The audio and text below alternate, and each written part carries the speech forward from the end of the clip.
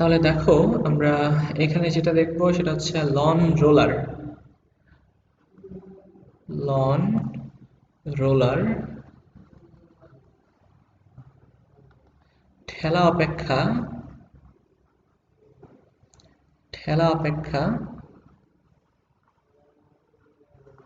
টানা সহজতর।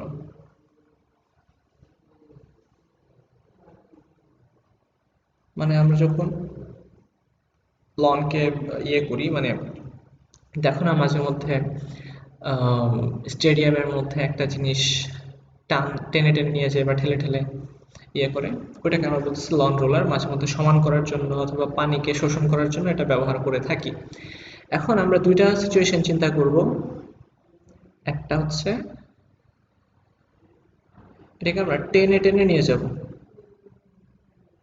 ধরে নাও এফ মানের বল প্রয়োগ করব আনুভূমিকের সাথে থিটা কোণে। এফ মানের বল প্রয়োগ করব কি আনুভূমিকের সাথে থিটা কোণে। আরেকবার সেম সিচুয়েশন, আরেকটা লন রোলার সেম ভর কিন্তু সেম, ঠিক আছে। ধরো যে লন রোলারের ভর এম, দুইটার ক্ষেত্রে এম। আমরা এফ মানের বল প্রয়োগ করব আনুভূমিকের সাথে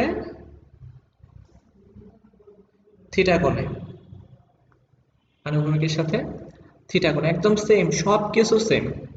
বলের পরিমাণ সেম, তারপরে লন রোলারের ভরটা সেম, কত কোণে বল প্রয়োগ করবো আনুভূমিকের সাথে সেটাও সেম। জাস্ট একটার ক্ষেত্রে আমরা টানবো আর একটার ক্ষেত্রে ঠেলবো। এখন কোন ক্ষেত্রে বেশি সহজ হবে কাজটা করাটা, তো আমরা খেয়াল করি প্রথম ক্ষেত্রে, ঠেলার ক্ষেত্রে, টানার ক্ষেত্রে আর কি। প্রথম ক্ষেত্রে খেয়াল করে দেখো, আমরা যদি এই বলটাকে আমরা বেশ কয়েকটা উপাংশে ভাগ করতে চাই, আমরা দুইটা উপাংশে ভাগ করতে পারবো। প্রথম উপাংশ খেয়াল করো, আমরা যদি বলি যে আনুভূমিক উপাংশ এফ এক্স, এটা হচ্ছে এই বরাবর এক্স অক্ষ বরাবর আনুভূমিক উপাংশ এফ এক্স। এটা হবে যে পরিমাণে বল প্রয়োগ করতেছি সেটা এর cos থিটা, ঠিক আছে। এবং এটাই কিন্তু আসলে মেইনলি সামনের দিকে টেনে নিয়ে যাবে, সামনের দিকে টেনে নিয়ে যাবে, টেনে নিয়ে যাবে। তোমরা দেখেই বুঝতেছো যে মেইনলি এই উপাংশটাই সামনের দিকে যেতে সহায়তা করবে লং রোলারকে। আরেকটা আছে ওয়াই অক্ষ বরাবর, খেয়াল করো এফ ওয়াই। এফ ওয়াইটা কোন দিকে হবে? ঠিক এই দিক বরাবর, উপরের দিকে, ওয়াই অক্ষের পজিটিভ দিকে। আমরা একটা চিহ্ন দিয়ে রাখলাম, ওয়াই অক্ষের কোন দিকে? পজিটিভ দিকে। আমরা জানি যে বল একটা ভেক্টর রাশি, তাই মানের পাশাপাশি দিকটা উল্লেখ করতে হবে পজিটিভ ওয়াই অক্ষ বরাবর। এটা হবে কি এফ কজের জায়গাতে just sine theta, F sine theta. এটা কি করবে? বস্তুকে উপরের দিকে নেবে বা নিতে বস্তুকে উপরের দিকে টানবে, উপরের দিকে টানবে, ঠিক আছে। এক্ষেত্রে এই এফ ওয়াইটা দেখা যাবে যে বস্তুটাকে উপরের দিকে টানার চেষ্টা করবে। আচ্ছা, এখন আমরা যদি বস্তুর ওজনের কথা কল্পনা করি, খেয়াল করো বস্তুর ওজনটা কিন্তু একদম খাড়া নিচের দিকে। বস্তুর ওজনের কথা যদি চিন্তা করি ডব্লিউ, এই ডব্লিউটা একদম খাড়া নিচের দিকে। তাহলে নিট ওজন কত হবে? প্রথম ক্ষেত্রে আমরা বলতেছি বস্তুর নিট ওজন, নিট ওজন আমরা যদি বলি যে W1 প্রাইম, মানে প্রথম ক্ষেত্রে এটার ওজন। খেয়াল করে দেখো বস্তুর নিচের ওজন মাইনাস বিপরীত দিকে যেটা কাজ করতেছিল F sin থিটা। কিন্তু আসলে যদি আমরা অ্যাকচুয়াল ভেক্টর নিয়ে কাজ করি তাহলে মনে হয় এই জিনিসটা সুন্দর হয়। আমরা একদম অ্যাকচুয়ালি ভেক্টরটা নিয়ে কাজ করি, ঠিক আছে? অ্যাকচুয়াল ভেক্টর নিয়ে কাজ করার মানেটা কি? মানে হচ্ছে এই স্থানাঙ্ক ব্যবস্থাটা নিয়ে চিন্তা করা।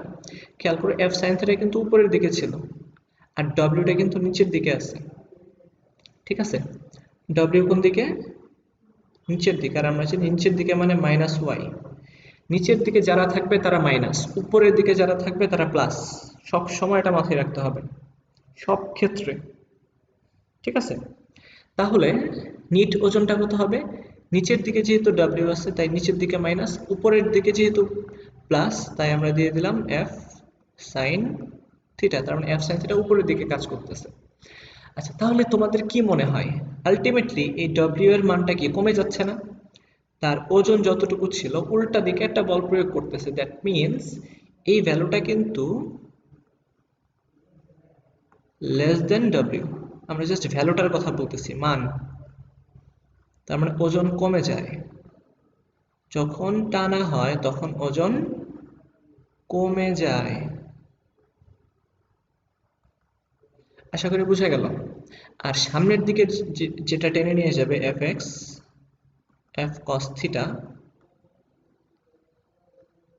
এটা কিন্তু পজিটিভ এক্স অক্ষ বরাবর। ঠিক আছে? এটা কি করবে?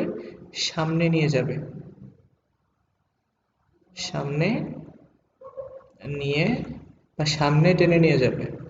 খেয়াল করে দেখো, সামনে নেওয়ার জন্য যে বলটা এফ কস থিটা, এটা হচ্ছে এই একটা অ্যামাউন্ট, কিন্তু এক্ষেত্রে ওজন কমে গেছে।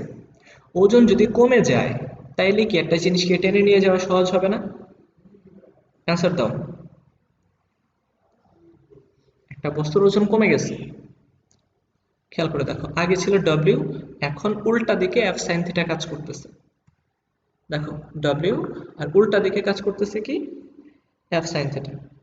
তার মানে মানেটা দাঁড়াইলো এটা যে তার ওজন কমে গেছে। এখন কম ওজনের একটা বস্তুকে সামনের দিকে টেনে নিয়ে যাওয়া কিন্তু খুব ইজি। আচ্ছা, এবার আমরা দ্বিতীয় ক্ষেত্রে চিন্তা করি। ঠিক আছে? এবার আমরা চিন্তা করি কি? দ্বিতীয় ক্ষেত্রে সবকিছু সেম, জাস্ট টানার জায়গাতে হবে ঠেলা। আমি ছবিটা আবার এঁকে দিচ্ছি। সব কিছু সেম, জাস্ট কি করলাম? এফ মানের বলে আনুভূমিকের সাথে সেম কোণে জাস্ট আমরা ঠেলা দিচ্ছি। এবার চিন্তা করো, এটা কি কিন্তু আমরা এফ এক্স এটাতেও ভাগ করতে পারবো। তাহলে খেয়াল করো তো, আনুভূমিক বরাবর যে উপাংশটা এফ এক্স, এটা কিন্তু আগেরটার সমান, F cos theta. Same, same to same আগেরটার সমানই কিন্তু।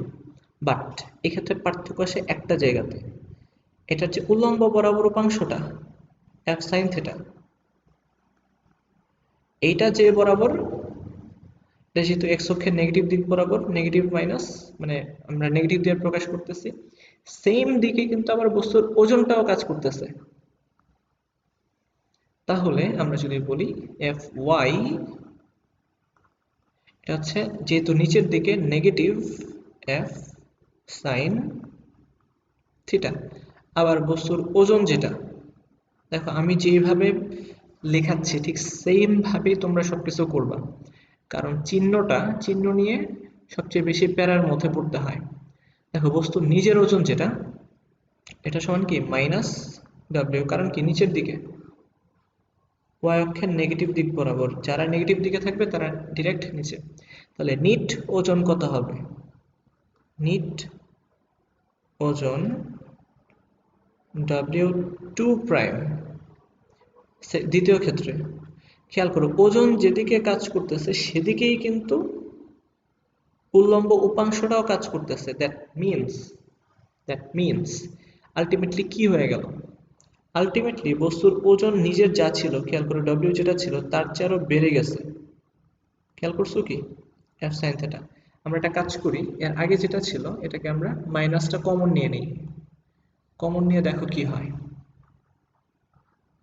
W minus F sine theta, তার মানে তার নিজের ডব্লিউ মানে নিজের ওজন যা ছিল তার চেয়ে এফ সাইন থিটা পরিমাণে কমে গেছিল। কিন্তু এই ক্ষেত্রে কি হচ্ছে? নিজের যা ওজন ডব্লিউ তার চেয়ে কিন্তু এটা এফ সাইন থিটা পরিমাণে বেড়ে গেছে। অর্থাৎ আমরা বলতে পারবো কি, ওজন বেড়ে গেছে, ওজন বেড়ে গেছে, কিন্তু সামনের দিকে যে বলে সে টানবে সেটা কিন্তু আবার সেম, কিন্তু ওজন বেশি। এই কথাটা বাংলা ভাষায় লিখে দিতে হবে খাতার মধ্যে। যেহেতু ওজন বেড়ে গেছে তাই ঘর্ষণ বল বেশি হবে। আমরা কি জানি ঘর্ষণ বল সমান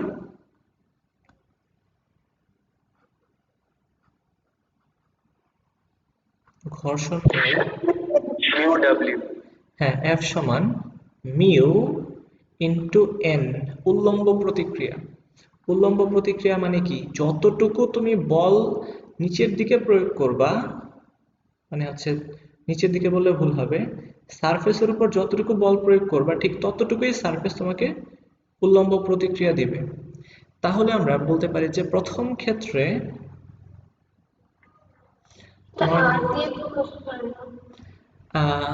আর দিয়ে প্রকাশ করতে পারে, কিন্তু কলেজের বইগুলোতে এন দিয়ে প্রকাশ করছে। ঠিক আছে, এই কারণে আমিও এন দিয়ে প্রকাশ করব। নর্মাল ফোর্স আর কি, নর্মাল মানে হচ্ছে উল্লম্ব, এই কারণে এন দিয়ে প্রকাশ করা হয়েছে।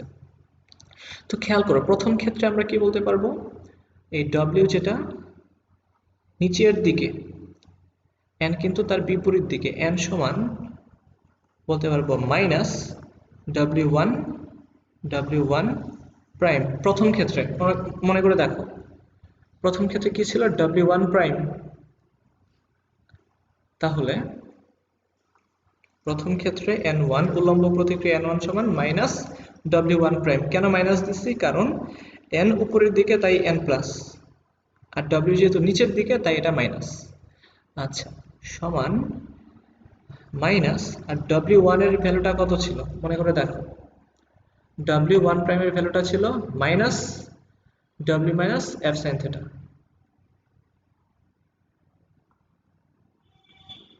Minus w minus f sin theta. তাহলে মাইনাসে মাইনাসে প্লাস হয়ে গেল, আলটিমেটলি থাকলো কি w minus f sin theta. এটা হচ্ছে প্রথম ক্ষেত্রে উল্লম্ব প্রতিক্রিয়া। তাহলে আমরা যদি প্রথম ক্ষেত্রে ঘর্ষণ বল বের করতে চাই F1 সমান মিউ, এটা সারফেসের একটা ধ্রুবক, সারফেসটা যেমন হবে মিউটা তেমনই হবে, mu into W minus F sine theta F1। আমরা যদি এবার দ্বিতীয় ক্ষেত্রের কথা বলি, দ্বিতীয় ক্ষেত্রে N2 সমান মাইনাস W2 প্রাইম, তাহলে আমরা বলে দিলাম minus of W plus F sin theta.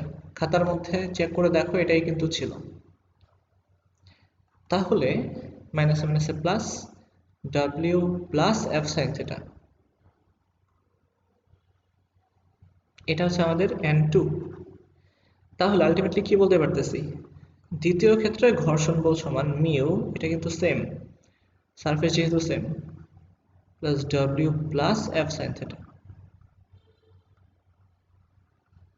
F sin theta. সুতরাং আমরা বলতে পারবো যে দ্বিতীয় ক্ষেত্রে ঘর্ষণ বল সমান গ্রেটার দেন প্রথম ক্ষেত্রের ঘর্ষণ বল।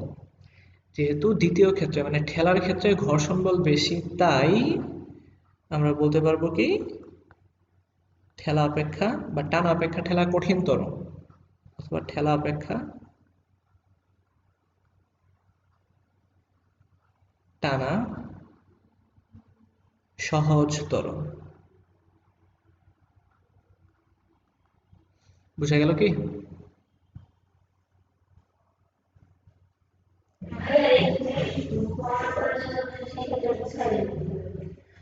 আমি যেইভাবে লিখছি ঠিক সেইভাবেই, এতটুকুই।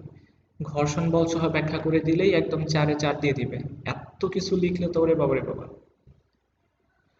মানে একদম এনাফ পরিমাণে লেখা হয়েছে এই ক্ষেত্রে। ঠিক আছে, আর যদি খ নাম্বারে যদি আসে তো ইজি, জাস্ট এই প্রথম এই দুইটা পেজ এগুলো লিখে দিলেই হবে।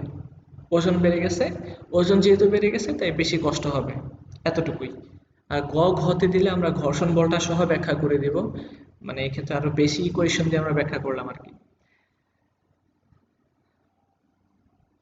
বুঝা গেল না? ওকে, ঠিক আছে।